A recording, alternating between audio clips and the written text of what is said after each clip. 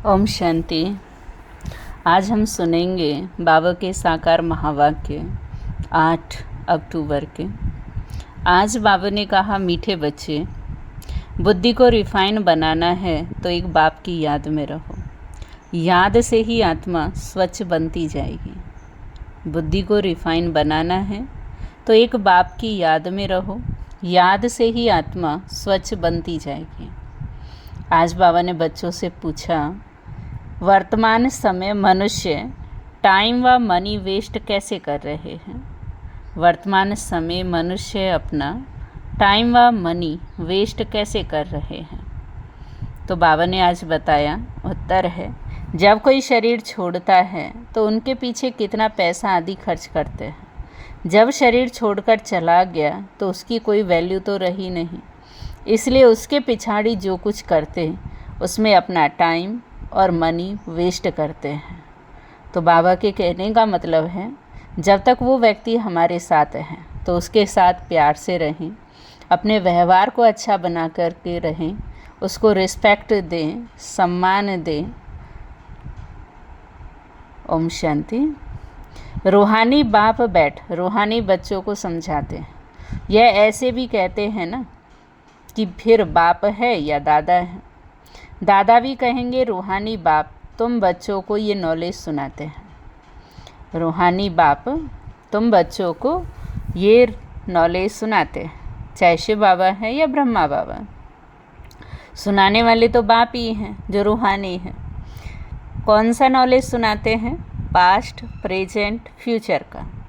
वास्तव में सतयुग से लेकर त्रेता अंत तक क्या हुआ, यह है मुख्य बात।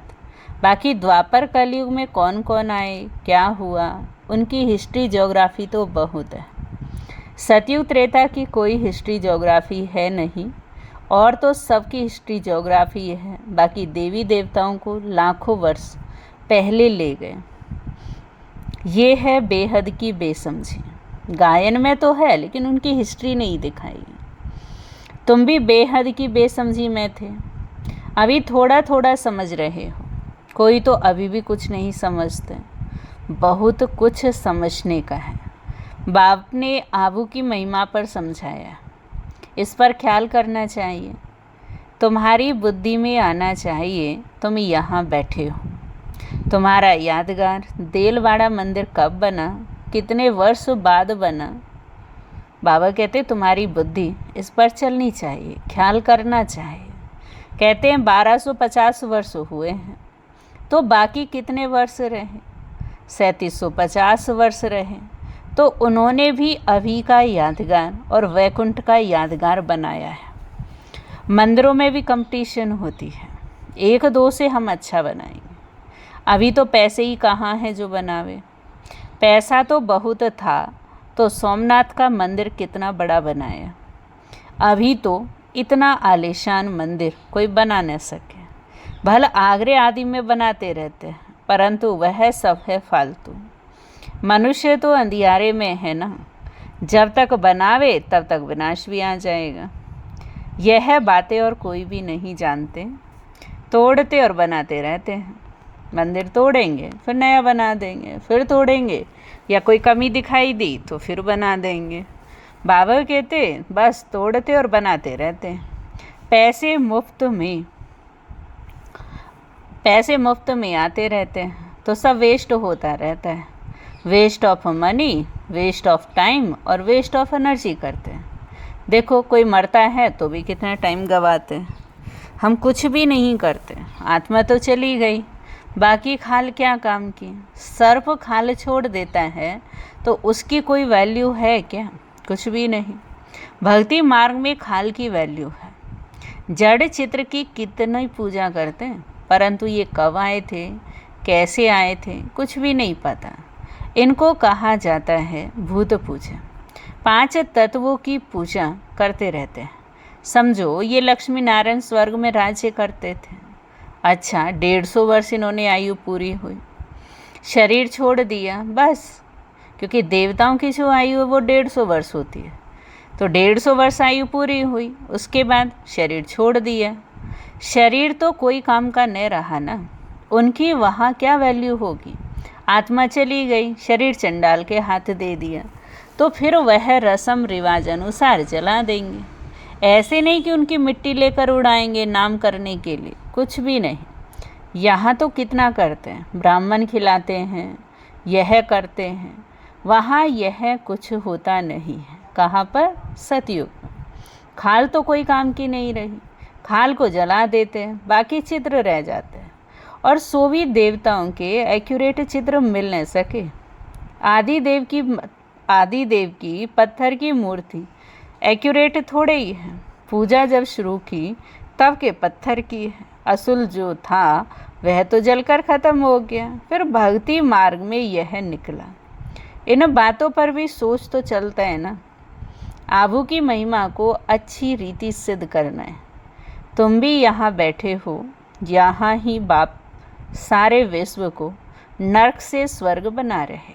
तुम भी यहाँ हो और बाप भी यहाँ है, तो यही सबसे ऊंचे ऊंचे तीर्थ ठहरा। अभी इतनी भावना नहीं है, सिर्फ एक शिव में भावना है, तो कहाँ भी जाओ शिव का मंदिर जरूर होगा। अमरनाथ में भी शिव का ही मंदिर है। कहते शंकर ने पार्वती को कथा सुनाई, वहाँ तो कथा की बात ही नहीं है। मनुष्यों को कुछ भी समझ नहीं है। अभी तुमको समझ आई है, आगे पता था क्या? अभी बाबा आबू की कितनी महिमा करते हैं। सर्व तीर्थ में, जो भी दुनिया में तीर्थ हैं, सर्व तीर्थों में यह महान तीर्थ है। बाबा तो समझाते बहुत हैं, जबकि अनन्य बच्चों की बुद्धि में बैठे। अभी तो देहाभिमान बहुत है, ज्ञान तो बहुत ढेर चाहिए, रिफाइंडनेस बहुत आनी है। अभी तो योग बड़ा मुश्किल कोई का लगता है। योग के साथ फिर नॉलेज भी चाहिए। ऐसे नहीं कि सिर्फ योग में रहना है, नॉलेज बाबा कहते वो भी चाहिए। योग में भी नॉलेज ज़रूर चाहिए, जैसे बिना ज्ञान के योग नहीं, तो योग के लिए भी ज्ञान चाहिए। दिल्ली में ज्ञान विज्ञान भवन नाम रखा है, परंतु इसका अर्थ क्या है यह समझते थोड़े ही हैं। ज्ञान विज्ञान तो सेकंड का है। क्या ज्ञान विज्ञान सेकंड का है? शांति धाम और सुख धाम। परंतु मनुष्यों में जरा भी बुद्धि नहीं, अर्थ थोड़े ही समझते। चिमनियानंद आदि कितने बड़े बड़े सन्यासी आदि गीता सुनाते, कितने उन्हों के ढेर फॉलोअर्स हैं। सबसे बड़ा जगत का गुरु तो एक ही बाप है। बाप और टीचर से बड़ा फिर गुरु होता है। स्त्री कभी दूसरा पति नहीं करेंगे, तो गुरु भी दूसरा नहीं करना चाहिए। एक गुरु किया, उनको ही सदगति करनी है, फिर और गुरु क्यों? तो सतगुरु तो एक ही बेहद का बाप है। तो गुरु बदलते रहते हैं, लेकिन गति सदगति जो देगा वो सतगुरु देगा। और सतगुरु एक बेहद का बाप है जो शिव बाबा है। वह सबकी सदगति करने वाला है। परंतु इन बातों को बहुत हैं जो बिल्कुल समझते नहीं। बाप ने समझाया है यह राजधानी स्थापन हो रही है, तो नंबरवार होंगे ना। कोई तो रिंचक भी समझ नहीं सकते। ड्रामा में पार्ट ऐसा है। टीचर तो समझ सकते हैं, जिस शरीर द्वारा समझाते हैं उनको भी तो मालूम पड़ता होगा। तो ये गुड़ जाने, गुड़ की गोथरी जाने। गुड़ शिव बाबा को कहा जाता है और गोथरी ब्रह्मा बाबा को। वह सबकी अवस्था को जानते हैं। शिव बाबा भी सबकी अवस्था को जानते हैं और ब्रह्मा बाबा भी हर एक की अवस्था को जानते हैं। कैसे जानते हैं? बाबा ने बताया कि हर एक की पढ़ाई से समझ सकते हैं कि कौन कैसे पढ़ते हैं, कितनी सर्विस करते हैं, कितना बाबा की सर्विस में जीवन सफल करते हैं। ऐसे नहीं कि इस ब्रह्मा ने घरवार छोड़ा है इसलिए लक्ष्मी नारायण बनते हैं। बाबा कहते हैं नहीं, मेहनत तो करते हैं ना। ये बहुत ऊंची मंजिल है। कोई अगर बाप की आज्ञा नहीं मानते, अवज्ञा करते हैं, तो एकदम पत्थर बन पड़ते हैं। बाबा ने समझाया था ये इंद्र सभा है। शिव बाबा ज्ञान वर्षा करते हैं। उनकी अवज्ञा की तो शास्त्रों में लिखा हुआ है पत्थर बुद्धि हो गए। इसलिए बाबा सबको लिखते रहते हैं, साथ में संभाल से भी कोई को लेकर आओ। बाबा कहते सबको लिखते कि साथ में संभाल से कोई को भी ले आओ। ऐसे नहीं कि विकारी या पवित्र यहाँ आकर के बैठे कि जिसको भी मर्जी है उसको बाबा के घर में हम ले जाएं। नहीं, बाबा कहते हैं जब बाबा का टाइम है, बाबा से मिलने का है, तो कोई भी अपवित्र आत्मा आ नहीं सकती। नहीं तो फिर ले आने वाली ब्राह्मणी पर भी दोष पड़ जाता है। ऐसे कोई को लेकर नहीं आना है। अगर कोई नया आना चाहता है तो उसके अलग प्रोग्राम हैं, लेकिन बाबा के टाइम के लिए उनके प्रोग्राम नहीं है। बड़ी रेस्पॉन्सिबिलिटी है। बहुत ऊंचे ऊंचे बाप हैं, तुमको विश्व की बादशाही देते हैं तो उनका कितना रिगार्ड रखना चाहिए। बहुतों को मित्र संबंधी आदि याद पड़ते हैं, बाप की याद है नहीं कि आए तो बाबा के घर में, आए बादशाही लेने के लिए, लेकिन याद मित्र संबंधी। फिर अंदर ही गुटखा खाते रहते हैं। बाप समझाते हैं अभी ये है आसुरी दुनिया, अभी दैवी दुनिया बनती है। हमारी एम ऑब्जेक्ट यह है कि हमें लक्ष्मी नारायण बनना है। जो भी चित्र हैं सबकी बायोग्राफी को तुम जानते हो। मनुष्यों को समझाने के लिए कितनी मेहनत की जाती है, तुम भी समझते होंगे। यह कुछ अच्छा बुद्धिमान है, यह तो कुछ नहीं समझते हैं, क्योंकि समझ तो आता है ना, कौन कैसे समझता है। तुम बच्चों में जिसने जितना ज्ञान उठाया उस अनुसार ही सर्विस कर रहे हो। मुख्य बात है ही गीता के भगवान की। सूर्यवंशी देवी देवताओं का यह एक ही शास्त्र है, अलग अलग नहीं है। ब्राह्मणों का भी अलग नहीं है। ये बड़ी समझने की बातें हैं। इस ज्ञान मार्ग में चलते चलते अगर विकार में गिर पड़े तो ज्ञान बह जाएगा। बहुत अच्छे जाकर विकारी बने तो पत्थर बुद्धि हो गए। इसमें बड़ी समझ चाहिए। बाप जो समझाते हैं उसको उगारना चाहिए। यहाँ तो तुमको बहुत सहज है। कोई लौकिक कार्य, व्यवहार, हंगामा आदि नहीं। बाहर में रहने से धंधे आदि की कितनी चिंता रहती है। माया खूब तूफान में लाती है। यहाँ तो एकांत पड़ी है। बाप तो फिर भी बच्चों को पुरुषार्थ कराते रहते हैं। यह बाबा भी पुरुषार्थी है। कौन से बाबा? ब्रह्मा बाबा। पुरुषार्थ कराने वाला तो बाप है। इसमें विचार सागर मंथन करना पड़ता है।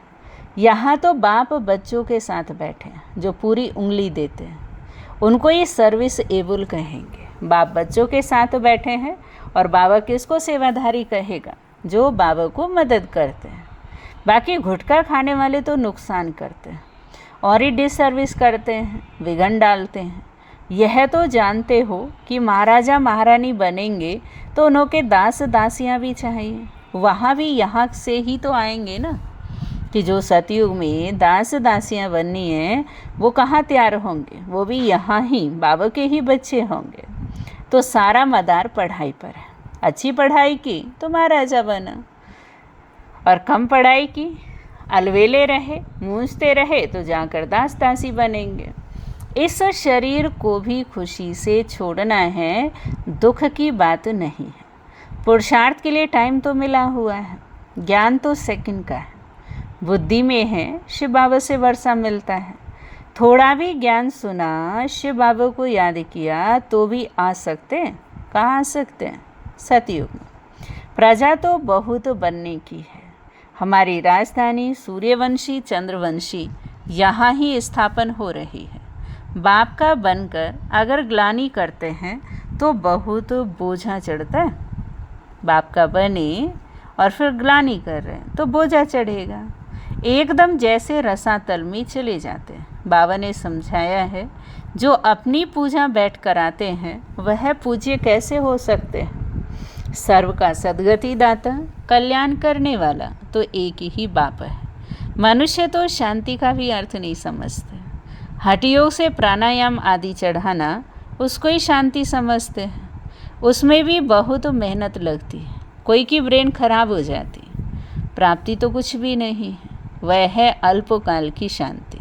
जैसे सुख को अल्पकाल कागविष्टा समान कहते हैं, वैसे वह शांति भी कागविष्टा के समान है। वह है ही अल्पकाल के लिए। बाप तो 21 जन्मों के लिए तुमको सुख और शांति दोनों देते हैं। एक जन्म के लिए नहीं, अल्पकाल के लिए नहीं, पूरे 21 जन्मों के लिए। कोई तो शांति धाम में पिछाड़ी तक रहते हैं, जिनका पार्ट है वह इतना सुख थोड़े ही देख सकेंगे। वहाँ भी नंबरवार मर्तबे होंगे, भले दास दासियाँ होंगे, परंतु अंदर थोड़ी घुस सकेंगे, श्री कृष्ण को देख न सके। सबके अलग अलग महल होंगे, कोई टाइम होगा देखने का। जैसे देखो पोप आता है तो उनका दर्शन करने के लिए कितने लोग जाते हैं। ऐसे बहुत निकलेंगे जिनका बहुत प्रभाव होगा। लाखों मनुष्य जाएंगे दर्शन करने के लिए। यहाँ बाबा बता रहे हैं, यहाँ शिव बाबा का दर्शन कैसे होगा, ये फिर समझने की बात है। अब दुनिया को कैसे पता पड़े, क्या पता पड़े दुनिया को कि ये जो आबू तीर्थ है ये सबसे ऊंच तीर्थ है। देलवाड़ा मंदिर, बाबा कहते हैं जो देलवाड़ा है इसके जैसा मंदिर शायद आसपास और भी हो तो वो भी जा कर के देखने चाहिए। कैसे बने हुए हैं, उनको ज्ञान देने की भी दरकार नहीं है, वह फिर तुमको ज्ञान देने लग जाएंगे। देखने के लिए जाना है, पहले ही जाके ज्ञान नहीं सुनाना है। तो इसलिए बाबा कहते हैं अगर तुम ज्ञान सुनाएंगे तो वो तुमको ज्ञान देने लगेंगे। राय तो देते हैं ना कि ये करना चाहिए, ये करना चाहिए, यह तो फिर जानते नहीं हैं कि इनको पढ़ाने वाला कौन है। एक एक को समझाने में मेहनत लगती है, फिर उस पर कहानियाँ भी बनी हैं। कहते हैं ना शेर आया शेर आया, तुम भी कहते हो मौत आया कि आया, तो वह विश्वास नहीं करते। समझते हैं कि अभी तो 40,000 वर्ष पड़े हैं, मौत कहाँ से आएगा, परंतु मौत आना तो ज़रूर है, सबको लेकर आएंगे। वहाँ कोई भी किचड़ा होगा ही नहीं। शिव बाबा सभी आत्माओं को यहाँ से ले जाएंगे परम धाम में। बाबा कहते हैं यहाँ फिर और दूसरा कोई किचड़ा होगा ही नहीं। यहाँ की गौएं और वहाँ की गऊ में कितना फ़र्क है। श्री कृष्ण थोड़े ही गौएं चराते हैं। जो सतयुग का फर्स्ट प्रिंस, क्या वो बैठकर गाय चराएगा? तो वो गाय नहीं चराता। उनके पास तो दूध हेलीकॉप्टर में आता होगा। जैसे यहाँ दूध वाले हैं बाइक पर देने के लिए आते हैं, है ना। तो ऐसे बाबा कहते हैं सतयुग में तो बाइक नहीं है, साइकिलें नहीं है, वहाँ तो क्या है, वहाँ हेलीकॉप्टर है। तो उनके पास तो गाय भी नहीं होंगी, दूर होंगी।